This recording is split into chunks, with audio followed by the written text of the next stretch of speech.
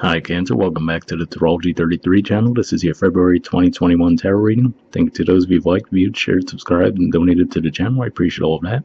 If you're interested in booking a personal reading with me, just check out the description of the video for more details there. As far as what we have in front of us, we have a Celtic cross spread as always. And I'm actually going to start the reading off by rolling those astrology dice we have in front of us. And then once we're done with the main spread, we'll take a look at an oracle card and a mudra card for you guys. So, alright, let's get started with these dice. These will just help us get a view of where your focus should be, astrologically speaking. Okay, so got cards knocked all over the place, but we also got 3, which is your third house communication. And there actually is going to be a full moon toward the end of February in your third house communication, which is Virgo.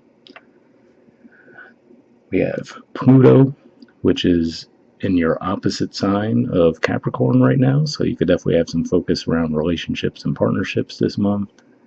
And we have Scorpio, so your 5th house of romance, creativity, children. So those are the areas of focus there. A lot of Pluto Scorpio energy as we see, and then like we said, 3rd house. So we'll keep that in mind as we go through the spread. So we get started with the main spread now. We have the Wheel of Fortune in the main situation position. So pretty good cards I have here, right? Pretty much anywhere in the spread, but especially in the main situation position.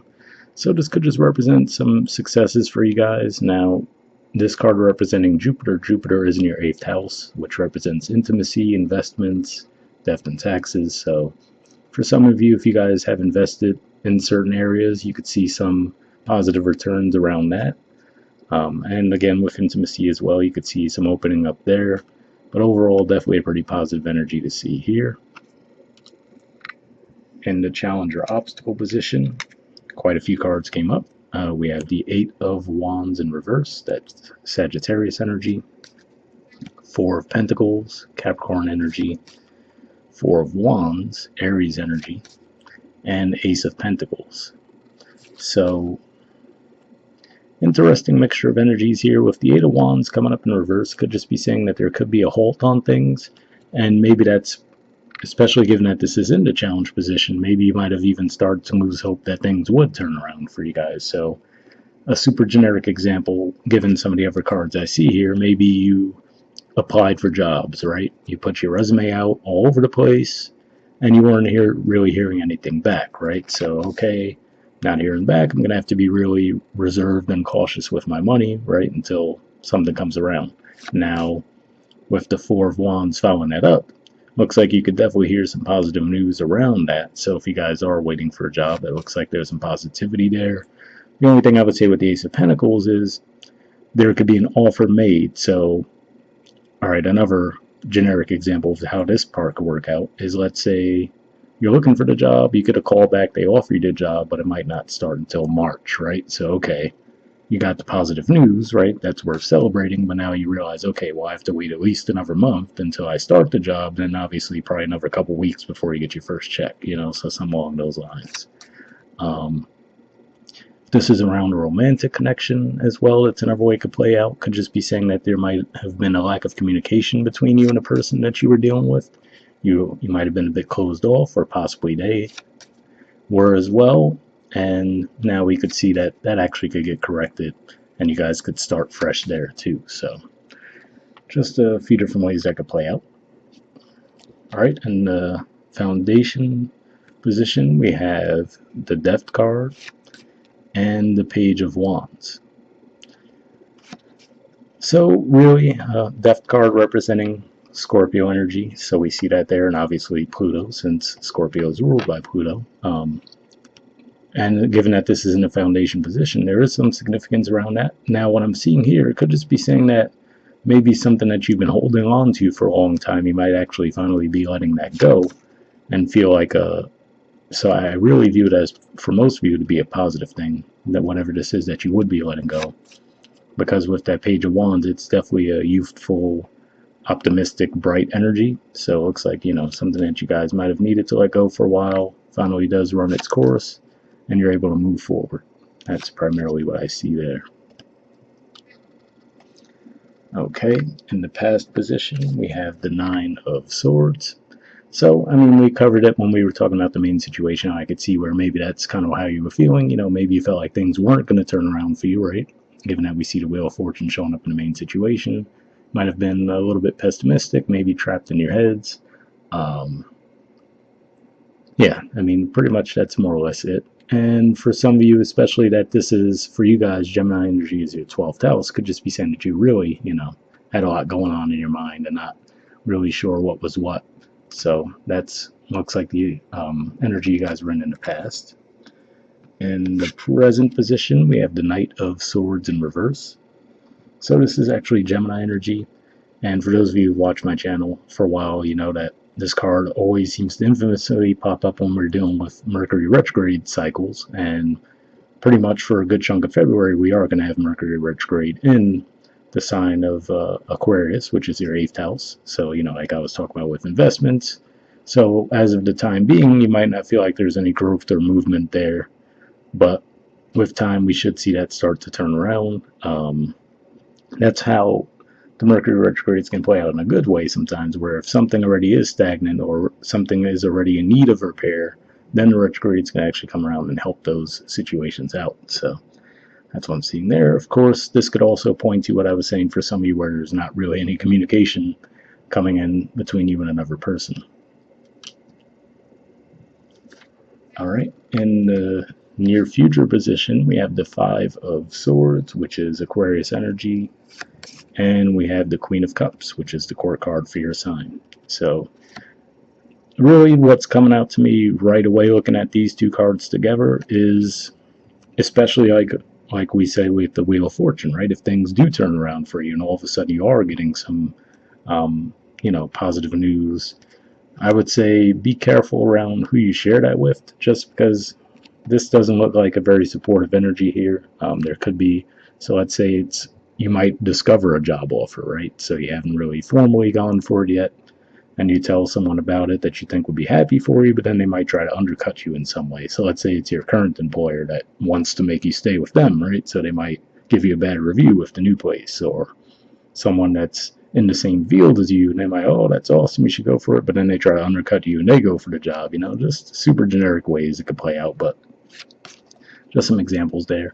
But just in general, with this cup, the way it's standing out to me this time is you have something that's of value, and I feel like you know that, right? So just be mindful of that fact and don't lose sight of the fact that you have something that's worth a lot, and that should avoid you from being taken advantage of this month. I don't mean to make it sound all gloom and doom, but yeah, it's at least a possibility that someone would try something. So just be mindful of that. Try to keep your successes close by and don't, put too much information out there, especially with a Mercury retrograde. The position of your influence in a situation, we have the Nine of Cups. So again, we do see this is usually it's pointed out as the wish card a lot of times, but to me this usually represents contentment, knowing what you bring to the table. So like we were saying, knowing that you have something valuable, right? Knowing what you bring to the table and not willing to settle for less in that regard. I would say this is definitely a good energy to be in. But the other thing I could see with this card too is again what I was saying there, where like let's say things really do turn around for you and they're going amazing, right? Try not to be too boastful about that, or too out in public about what's going on, what your successes are, because again, I just feel like there could be a little bit of a shady dynamic somewhere in your environment. And speaking of which, in the environment position, we have the Seven of Swords. So more Aquarius energy here can definitely point to some deception, right? Maybe someone, so let's say if this is around negotiations, right? Someone might tell you that they could only give you X amount of dollars for something that you might be selling, right? But really they could have totally given you a lot more. So that's just another really generic way it could play out. But yeah, definitely just watch out for the potential for deception this month. Again, like I said, there's going to be that Mercury retrograde going on, so at the very least, that could at a minimum lead to some miscommunication where someone might end up getting the short end of the stick in a situation. So, if something just doesn't feel right with you intuitively, this might be a good time to trust that.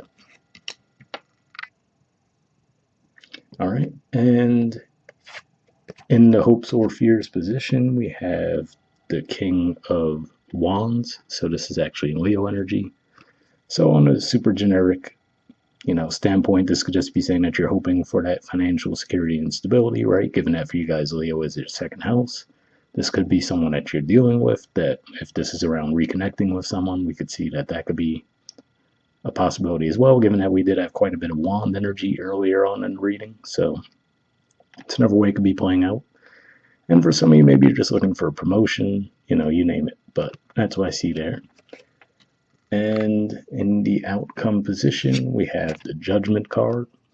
So more Scorpio energy here. I view the Death card as the death side of Scorpio energy, naturally, right? And then this to me is the rebirth side of the Scorpio energy. So this could represent things coming back around from the past again. Again, that makes me think of the Wheel of Fortune, where, like I was saying, you might have felt like things just weren't turning around for you guys. They weren't going your way. So to me, with the Judgment card here, what always stands out to me is the way he's blaring that horn, and it's pointed toward one person. So if this was a dynamic directly involving another person, you might receive a positive outcome with that too.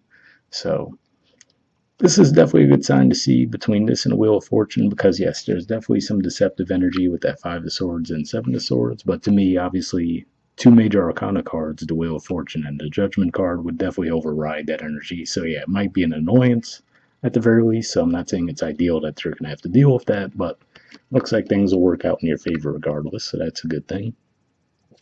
And at the bottom of the deck, we have the Ace of Swords too. So you could definitely come to some realization around maybe if there is some deception at play.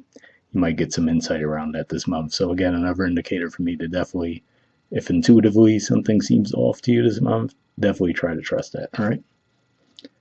Okay, so that's it for the main spread. We'll move on to the Oracle card now. And you guys got Blessed. There's the artwork, and the number is 22. So, I mean, before we even read it, that makes me think of the Wheel of Fortune there too, right? So we'll see what it has to say, though.